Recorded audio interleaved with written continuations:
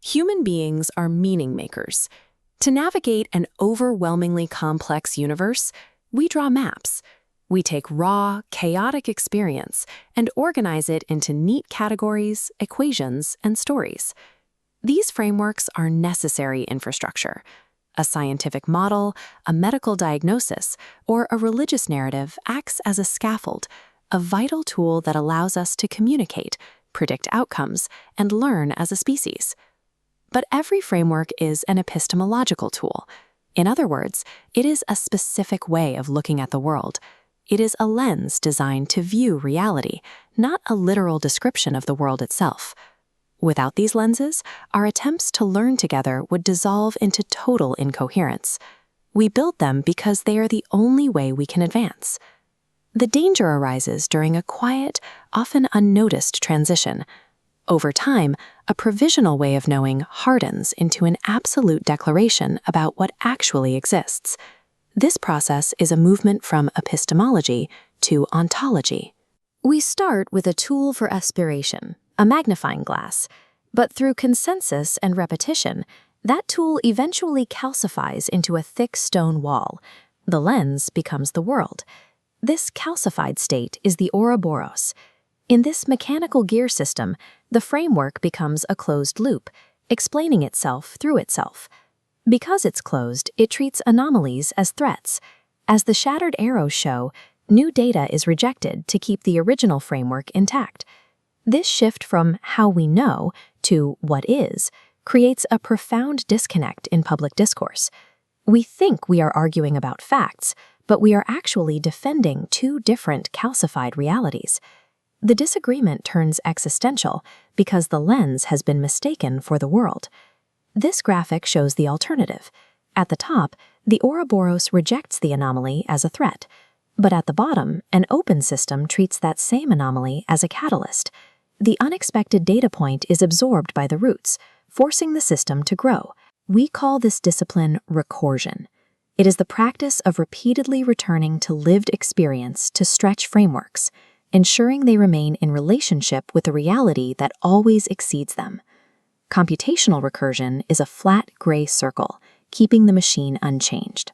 Recursion, on the right, is a dynamic green spiral. Here, return isn't repetition. Each encounter reorganizes the observer, bringing you back to the same terrain from a new altitude.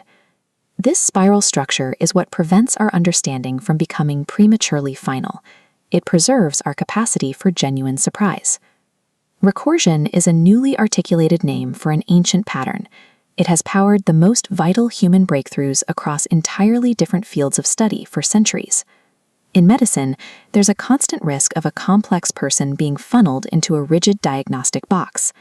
Phenomenological psychiatry uses recursive practice to resist this. It forces clinicians to return, session by session, to the patient's actual experience, ensuring the map never replaces the person. Ancient wisdom traditions converged on this same discipline. As you can see, the systematic questioning of Socrates and the logic-shattering paradoxes of Zen koans both point toward the same goal, resisting the closure of inquiry and treating premature certainty as a hazard. Philosophers like William Williams championed this same reorientation. He argued that the value of any abstract theory is measured strictly by its capacity to enrich our direct engagement with the world. We see this pattern in our newest technologies. This map shows a spiral connecting the human brain to a sophisticated AI. Through sustained dialogue, artificial intelligence acts as a structural catalyst, reflecting ideas back in ways that force our thoughts to climb higher. Across ancient philosophy, modern medicine, and new tech, the pattern is consistent. Healthy systems survive by ensuring the map always yields to the territory. If the spiral of recursion is so vital, we have to ask, why do our systems default so heavily to the closed loop of the Ouroboros? The answer lies in our institutional design. Look at these 4 mechanical presses. Credentialing, peer review, and the constant demand for absolute certainty all work to crush open inquiry, rewarding experts with all the answers over those open to revision. Pushing back requires more than simple modesty. The calibrated slider on the left represents acknowledging your belief might be wrong without changing your underlying framework.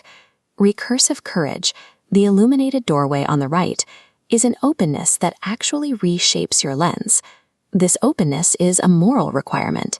When there is a power imbalance between doctor and patient or teacher and student, treating the other person's experience as potentially framework-altering is the ultimate expression of regard. Adopting this discipline doesn't mean truth is a relative illusion or that all frameworks are equal. Instead, recursion treats truth as a horizon.